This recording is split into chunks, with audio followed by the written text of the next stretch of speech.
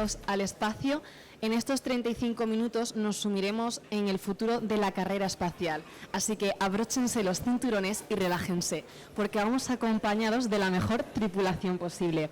De esta manera nos acompaña Luis Guerra, de Airbus Defence and Space, de Space System, Alberto Reguera, de Capgemini España, Antonio Abad, de Hispasat, y Estefan Terranova, de Thales Alenia Space España. Todo ello será moderado por Noelia Hernández, periodista de D+I de Invertia El Español. Todos ellos nos hablarán de la carrera espacial. Así que ahora sí, despegamos. Muchas gracias, Belén. Bienvenidos a las 4 a Digital Summit 2023, a hablar sobre la nueva carrera espacial, una carrera espacial que ha experimentado un resurgimiento en los últimos años, impulsada por la combinación de los avances tecnológicos, de la aparición de empresas privadas en esta industria y por el aumento de la cooperación internacional. También las agencias espaciales están intensificando sus esfuerzos y su actividad. Luego, durante la mesa hablaremos del programa Artemis de la NASA, cuyo objetivo es llegar a la Luna, y bueno, todo esto hace patente pues todos los beneficios que está generando esta carrera espacial, desde los avances científicos y tecnológicos hasta las nuevas oportunidades económicas y comerciales. Sin embargo, también plantea nuevos desafíos, el aumento de la basura espacial, implicaciones éticas y legales. En este contexto, y esta pregunta os la lanzo a los cuatro, ¿cómo se plantea el acceso al espacio? ¿Qué retos tiene el sector con estos nuevos modelos de negocio que están surgiendo? Luis, si te parece, muy bien, empezamos pues por ti. si os parece, empiezo yo. Buenos días a todos. Antes de nada, agradecimiento a la organización por contar con nosotros para hablar del espacio. Yo creo que hay que divulgar mucho más sobre el espacio, y yo creo que una de las cosas que estamos experimentando ahora es una tecnología que viene derivada del espacio, porque la tecnología inalámbrica de altavoces fue una tecnología que se desarrolló en el ámbito espacial, ¿no? Y ahora vemos la aplicación, y nosotros hemos estado en muchas mesas, lo comentamos antes, quizá tan extrañas como esta, ¿no? Así que nada. Pero bueno, un poco por contestar a la pregunta, el acceso al espacio es un tema muy importante, porque nosotros debemos asegurar ese acceso al espacio no solo ahora, sino en el futuro. Y para ello necesitamos establecer unas reglas claras. Tiene que ser un acceso que esté planificado, tiene que ser un acceso que esté regulado, ¿no? Y en esa regulación, Europa está trabajando ahora mismo en una ley del espacio, y en esa ley del espacio se establecen varios objetivos. Los primeros objetivos, evidentemente, es la seguridad. La sostenibilidad, el medio ambiente es muy importante, la innovación es muy importante, y se está trabajando en definir ese marco regulatorio que nos va a permitir, de alguna forma, trabajar con esos objetivos. No solo esos objetivos, sino uno de los planteamientos que tenemos también es que en ese acceso al espacio garanticemos, y yo creo que Pilar del Castillo está hablando ya digamos, de las prioridades que tiene la Comisión Europea. Y dentro de las prioridades que tiene la Comisión Europea, yo creo que vamos a discutir, estaremos hablando de ese acceso al espacio, estaremos hablando de tener comunicaciones seguras, también muy ligado a lo que es el objetivo de este fórum, y estaremos hablando también el aseguramiento de tener autonomía también en los sistemas de navegación desde el espacio, ¿no? Que nos permiten pues mucha de la economía digital de la que se está hablando aquí. Se ha estado hablando antes, el Senior Vice President de Nokia está hablando de la necesidad de manejar grandes cantidades de datos. Esas grandes cantidades de datos con la latencia o lo hacemos por fibra óptica donde estemos conectados, o si no, tiene que haber una tecnología espacial. Yo creo que de eso Antonio Abad nos puede hablar mucho. Pues Antonio. Pues muchas gracias por darme ahí el pase. Gracias, Luis. Pues nuevamente agradecer a los organizadores la invitación a participar en esta mesa redonda. Efectivamente, el espacio es una actividad que cada vez está más presente en nuestras vidas, y sobre todo en cosas que al final no son muy próximas. Es decir, cuando hablabas del acceso al espacio y de la necesidad o del interés de invertir en actividades espaciales, pues a mí me gustaría destacar el amplio rango de aplicaciones que se derivan de las infraestructuras espaciales, y en este sentido, pues ayer creo que presentamos en un pueblo de Castilla-La Mancha una iniciativa de Hispasat en la que vamos a dar conectividad a Internet en cualquier punto de España 100 megabits por segundo, es decir, a una conectividad de alta velocidad a 35 euros en cualquier punto de España. Esto, al final, lo que se traduce es que había un ponente antes que hablaba, creo que era el de Nokia, que en el año 2050 el 66% de la población viviría en las ciudades. Probablemente tiene razón y seguro que el dato lo ha sacado de algún sitio sesudo que ha hecho el análisis. Pero pensemos lo que supone eso, es decir, solo un tercio de la población va a vivir fuera de las ciudades, va a vivir en el campo, en las zonas rurales, y lo que tenemos que empezar a pensar es quién va a cuidar de esas zonas rurales, quién va a producir los alimentos que tendremos que comer en las ciudades. Todo eso genera un problema demográfico importante que nosotros creemos que se resuelve, al menos en parte, dotando a las zonas rurales de infraestructura suficientemente avanzada, especialmente en el tema de las telecomunicaciones. Porque al final, hoy día, las telecomunicaciones te permiten trabajar en remoto, te permiten comprar en remoto, te permiten hacer educación, teleeducación en remoto, te permiten tener sanidad en remoto. Es decir, la mayor parte de las actividades humanas que realizamos en la sociedad digital hoy día se pueden hacer apoyándonos en la infraestructura. Y si tenemos una suficientemente buenas infraestructuras de comunicación, eso entendemos que permitirá de alguna manera revertir esa corriente demográfica hacia las ciudades, que es un hecho y que se está produciendo. Termino muy rápido, pero simplemente quería dar un par de pinceladas más sobre el tema de infraestructuras espaciales. El tema del posicionamiento, el tema del GPS que todos conocemos. Hoy día nadie concibe ir a un sitio sin poner un GPS o en el móvil o en el coche.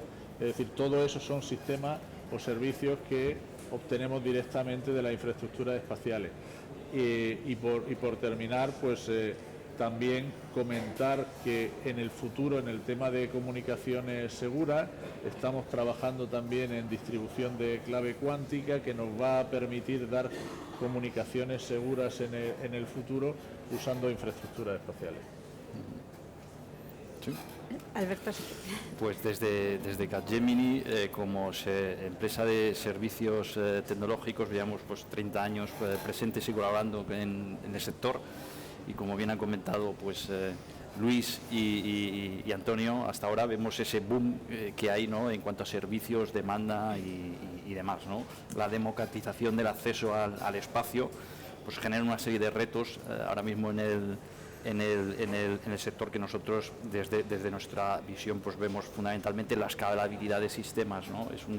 Hay digamos una demanda cada vez más creciente del volumen de servicios y de productos del espacio, y además en un tiempo cada vez más reducido, mucho más reducido, ¿no? Y además con una presión fuerte. Es un sector en expansión, en mejora de eficiencias y de costes, ¿no? Esto es un gran reto, ¿no?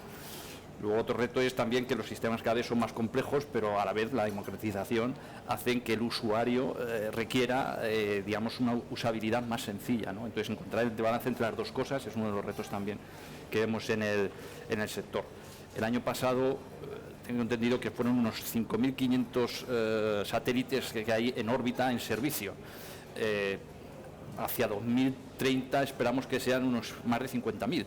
Entonces, la gestión del tráfico espacial y para asegurar unas operaciones que sean realmente seguras y además gestionar los riesgos como los desechos espaciales que pueden producir, es otro de los grandes retos, ¿no? Y por último, ya, no extenderme, este es un sector que es realmente demandante de talento especializado, ¿no? Y además pues un talento que en Europa escasea, ¿no? Por ejemplo, pues ingeniería de sistemas o desarrollo de software son áreas muy demandadas en el sector, lo van a ser más en el futuro, pero además son áreas o con cualidades, skills que se requieren en otros muchos sectores, ¿no? Entonces tenemos ahí un reto importante de generar, atraer y conservar el talento. Muchas gracias.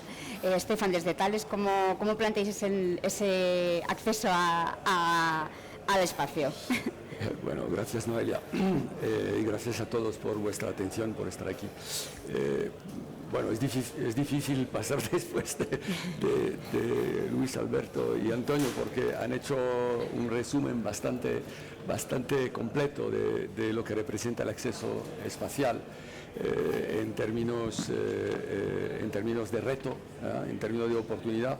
Y yo creo que me gustaría volver un poco después, desarrollar los aspectos que ha mencionado Antonio, porque de qué nos trae, ¿no? De qué nos trae el sector espacial, porque yo creo que el hombre, las personas, los hombres y las mujeres que componen la sociedad no tienen la más remota idea de cuál es el impacto que tiene nuestra vida de todos los días. Nosotros tenemos un moto que es Space for Life, ¿no? En Thales Alenia Space, el espacio por y para la vida, ¿no? En qué esto impacta nuestra vida del día a día. Volveré a esto en un minuto. Yo creo que hay unos aspectos importantes que han sido mencionados por Luis también, que son los aspectos de regulación y de soberanía, que son fundamentales. El espacio no puede ser el lejano oeste, ¿no? Hay absolutamente que, porque hemos visto muchas iniciativas privadas recientes. Bueno, nadie ha hablado todavía de Elon Musk, pero alguien tiene que decirlo. Y como decía Alberto, en el pasado reciente ha habido un crecimiento exponencial de cacharros lanzados al espacio, ¿no? O sea que se dice que hace unos años había más o menos unos 2.000 satélites operativos en órbita.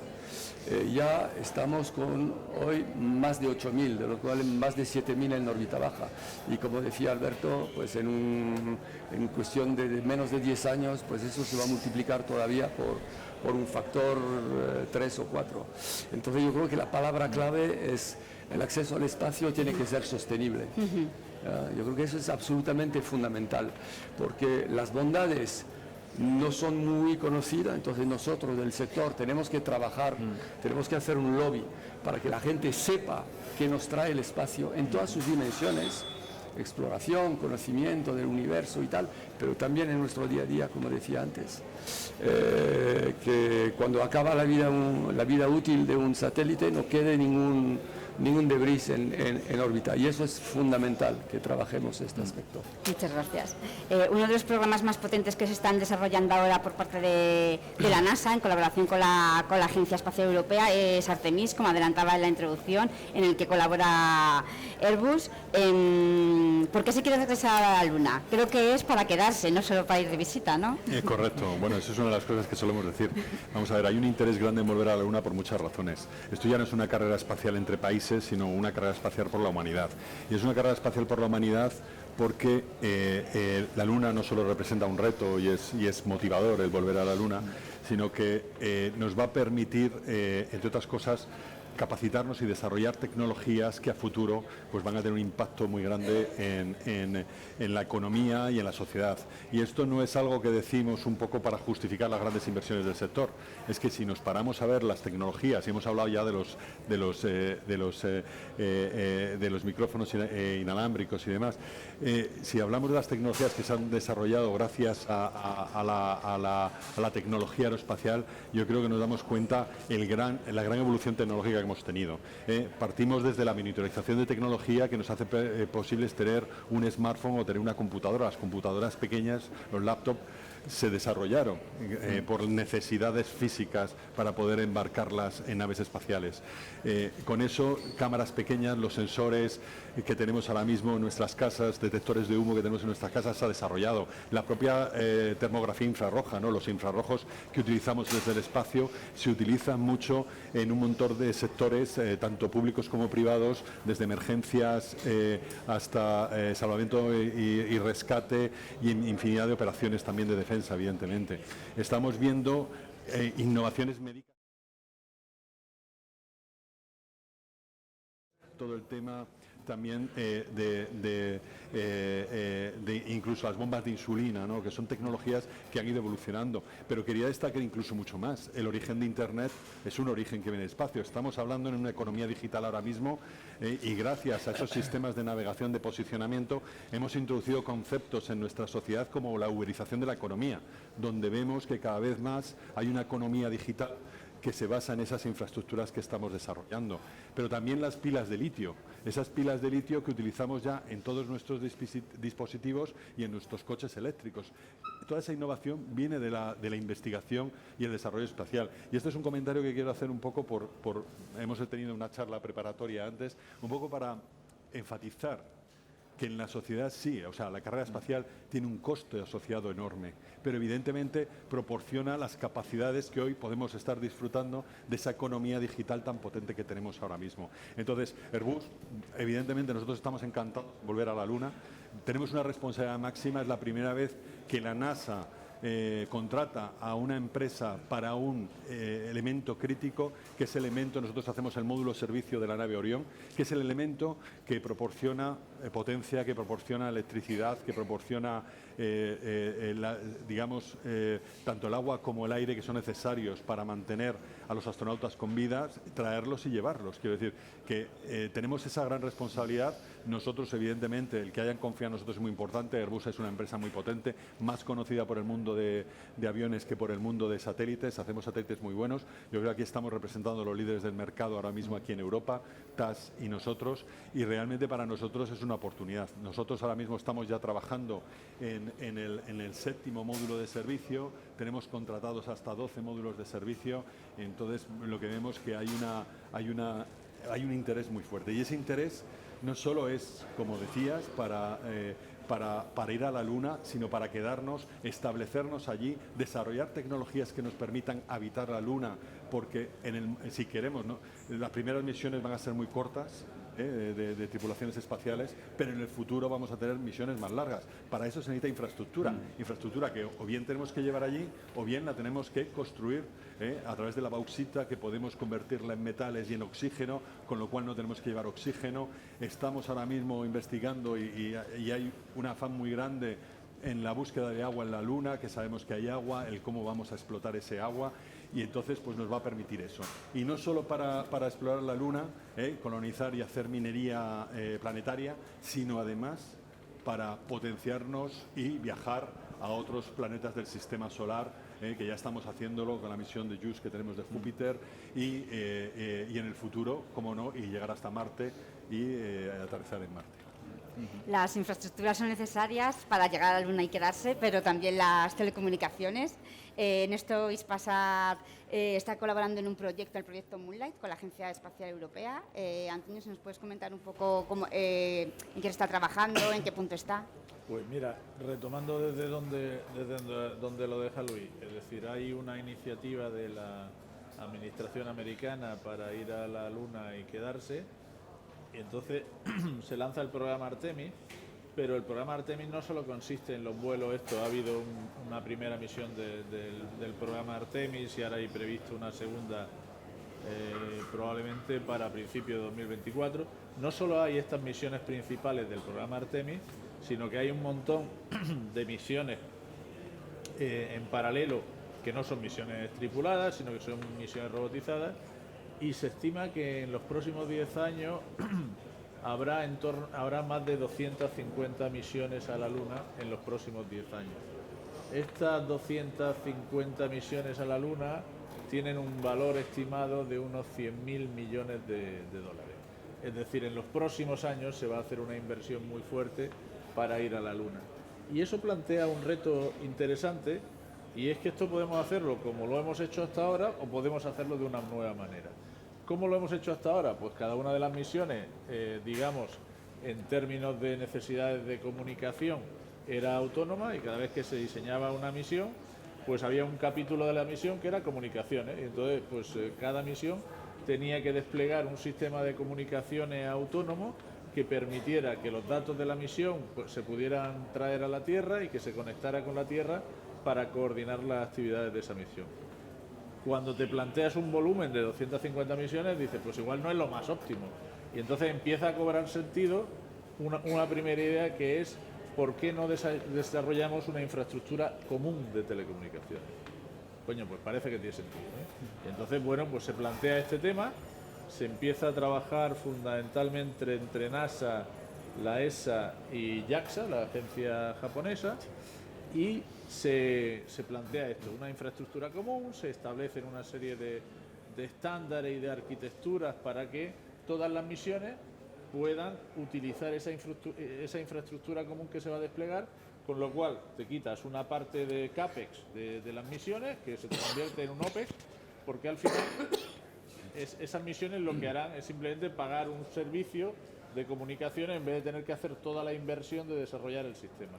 Ese es un primer capítulo. Y luego el segundo capítulo, que es novedoso respecto a lo que se ha venido haciendo, es que esto se plantea como una iniciativa público-privada. Es decir, en el pasado la exploración espacial siempre ha estado liderada por las grandes agencias, que son las que ponían la mayoría del presupuesto, y ahora hay algunos capítulos de la exploración espacial donde se está planteando hacerlo de una manera distinta, que es coinvirtiendo entre la empresa pública y la empresa privada. Y este es el planteamiento que se está haciendo particularmente en el caso de Moonlight, que es, una vez planteado esto, la Agencia Espacial Europea plantea, vamos a desarrollar una infraestructura de comunicaciones en la que la agencia coinvierte con un grupo de empresas privadas, y esas empresas privadas que coinvierten en el desarrollo de esa infraestructura se convierten en operadores de comunicaciones espaciales para las misiones lunares.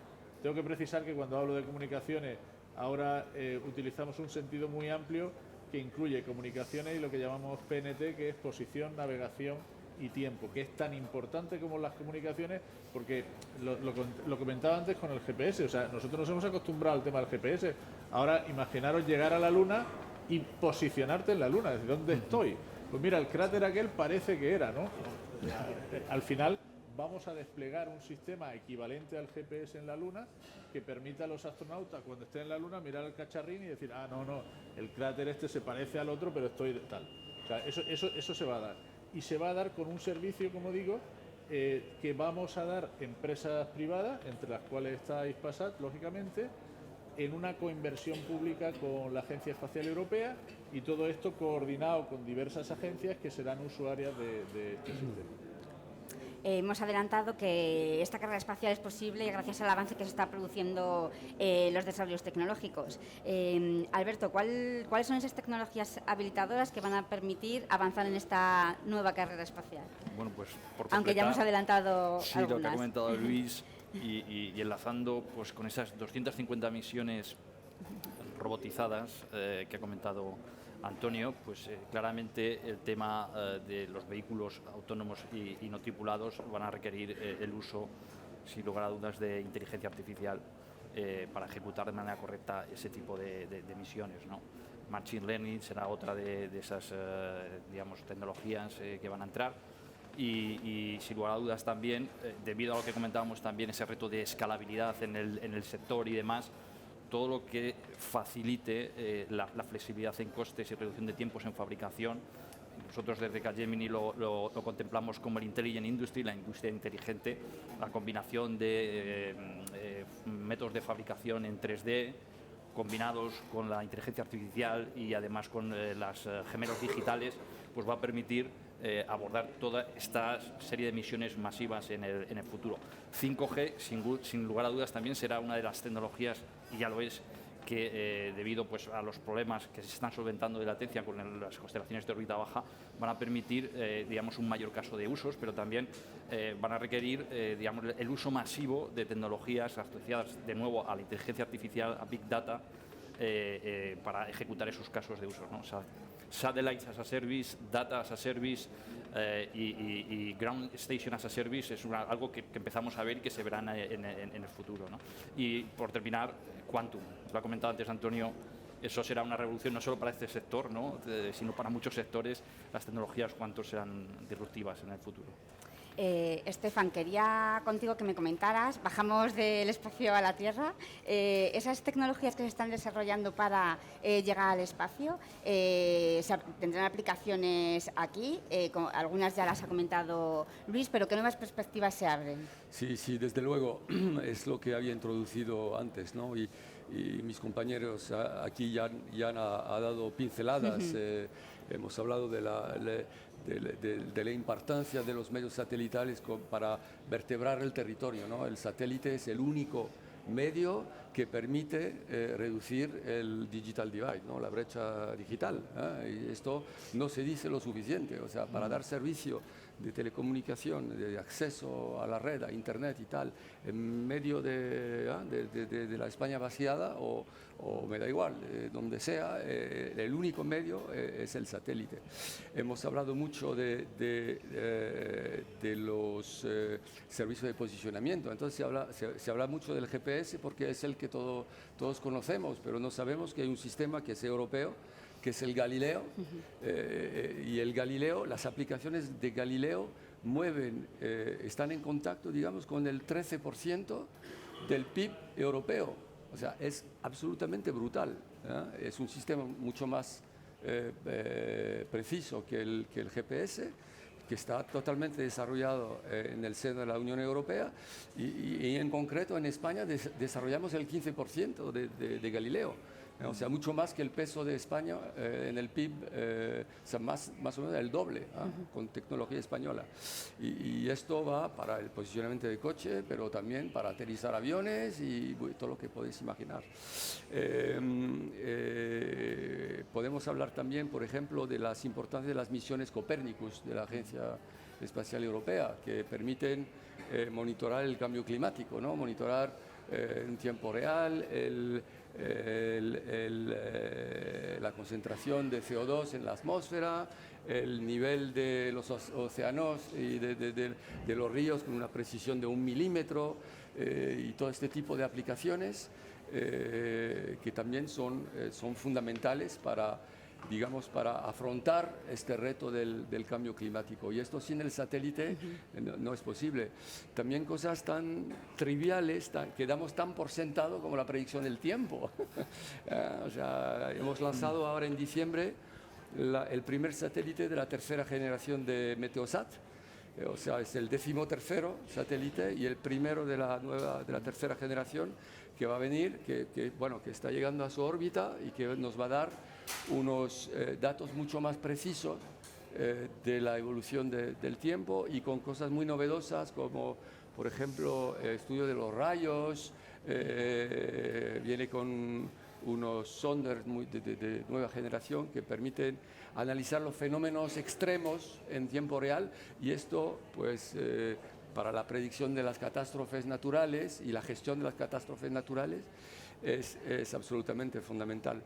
Y un largo etcétera, podemos hablar de cosas más novedosas si cabe. Por ejemplo, estamos participando a una misión que se llama Ascend, que hablamos mucho, volviendo a la sostenibilidad, ¿no? Que es un tema importante, hablamos mucho del peso del transporte aéreo, ¿no? en la huella de carbono de la humanidad. Lo que la gente no sabe es que ya el peso de los datos, del consumo de los centros de datos, ya es igual son más o menos el 3% de la huella de carbono global, y con una tasa de crecimiento exponencial muchísimo más elevada que la del transporte aéreo. Con lo cual se está trabajando en cosas como, por ejemplo, poner centros de datos en el espacio, porque ahí en el espacio no radia, ¿no? O sea, no contamina, no genera CO2. Y entonces estamos trabajando en este tipo de proyectos. O, por ejemplo, centrales solares en el espacio. También, interesante. Cosas que estamos viviendo un tiempo absolutamente apasionante a este respecto. Nos quedan 4 minutos. No podía dejar no podíamos dejar de hablar en esta mesa sobre la recién creada Agencia Espacial Española. Se ha puesto en marcha en abril, hace muy poquito. Es uno de las piezas fundamentales del PERTE aeroespacial. No nos va a dar tiempo a contarlo todo, pero ¿cuál creéis que va a ser el papel de esta agencia en la carrera espacial? Y en otros países ya hay una larga tradición de tener estas agencias ya consolidadas, asentadas. ¿Qué es lo que podemos aprovechar de la experiencia que tienen en otros países europeos con estas agencias?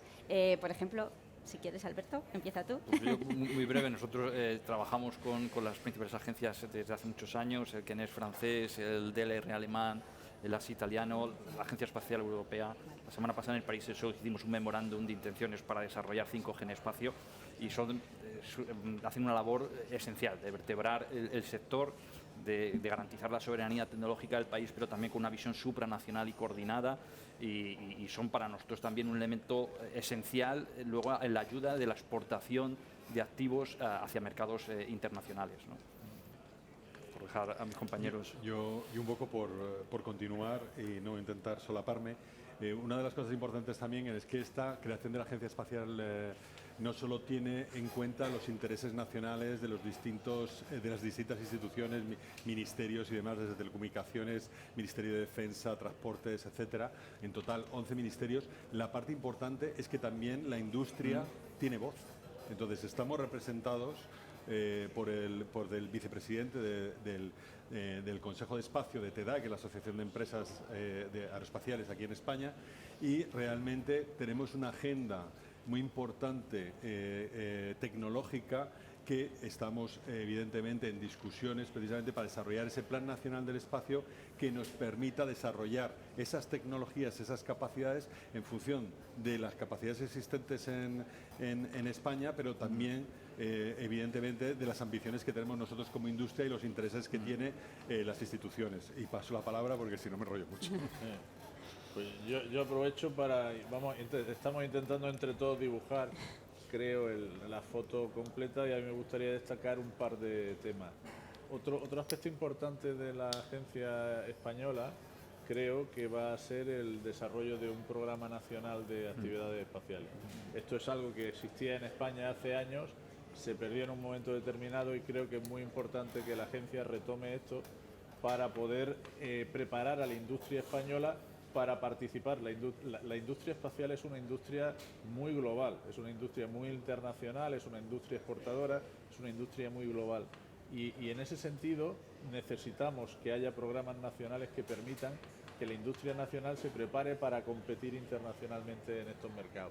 Y creo que ese papel va a ser muy relevante por parte de la agencia. Y una cosa muy cortita, y lo dejo ahí, todo lo que hemos hablado, insistir mucho en el tema de la importancia del espacio en la actividad diaria de las personas, en el día a día de las personas. Creo que no lo explicamos suficiente, creo que es un déficit que tenemos que resolver porque es importante, y creo que ahí la agencia puede jugar un papel importante porque, y acabo, al final en la industria espacial habrá siempre una inversión privada que digamos que se dedicará a las actividades que pueden generar un retorno de inversión a corto plazo, pero es necesario invertir en la actividad espacial, es necesario la inversión para retornos de largo plazo que solo pueden abordar probablemente las administraciones públicas, y lo dejo ahí. Para que Estefan, terminamos contigo. Pues nada, saludamos evidentemente el nacimiento de la Agencia Espacial Española, que era un poco una anomalía que España no contara con ella. Al rebote de lo que decía Antonio, en España tenemos un marco muy robusto con dos operadores de primer plano que son Hispasat e Hisdesat, y una industria muy sólida con empresas tractoras como puede ser Airbus o Thales Alenia Space, pero también un sinfín de empresas nacionales, GMV, Indra, pequeñas y medias empresas, y es importante que la Agencia Espacial Española sea este vehículo que permita que por fin España llega a invertir en un programa que esté al nivel de la participación de España dentro del PIB europeo, que de momento vamos por debajo. Pues, perdona que te corte, sí. En plan, nos hemos quedado sin tiempo, bueno, esperemos que la Agencia Española nos pueda... Quería concluir nada más, si me permite, porque los programas tractores, como decía Antonio, son fundamentales. Y estamos terminando ahora mismo el programa SpainSat, que es una magnífica colaboración entre Airbus y Thales Alenia Space, que ha aglutinado un montón de empresas españolas, y este tipo de programa es fundamental para vertebrar la participación de España. Pues esperemos que salga tanto el programa como la agenda tecnológica para que todo esto que vamos trazando salga. Así que muchísimas gracias a los que han podido disfrutar y junto a los ponentes. Y ahora seguimos con los cascos puestos porque vamos a seguir con las ponencias, ¿de acuerdo? No vamos a parar, así que por favor colóquense en sus asientos o sigan en los asientos elegidos. Muchísimas gracias.